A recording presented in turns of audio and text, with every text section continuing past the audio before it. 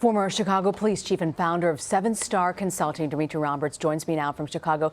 Dimitri, now that we know that the car Jordan drove away from police, it didn't back up aggressively toward the police, does this indicate that the police officer used aggressive force?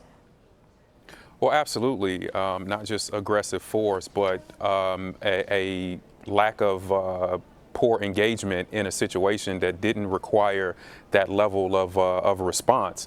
From what we understand, this was a call of drunken teenagers or underage drinking. So we have to beg the question, why did an officer have a rifle out in the first place, but necessarily or unnecessarily aggressively pursuing a fleeing vehicle that wasn't any danger to him or any other citizen? So that's my question, Dimitri. Apparently, we know the car drove away. So how should police deal with a situation like this when it comes to a shooting and there's a car that's actually leaving, not coming towards them? Well, in most cases, folks at a scene like this know who was at this party.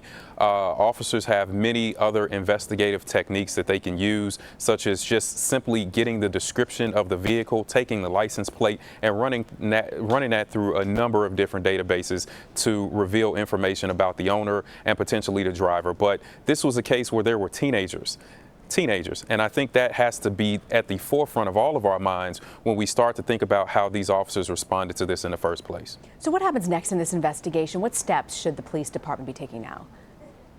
Well, first and foremost, they have to deal with a really tough issue of training and obviously an officer that may have even fabricated this report. Obviously, these initial reports came out and said that the vehicle was backing up aggressively, and they put that in quotes. That means that came from someone directly, maybe the officer or other officers that were on that scene. It wasn't until they reviewed the body cam video, and thank goodness for that, that they later realized that this car was moving away from officers, and that was an unjustified use of deadly force.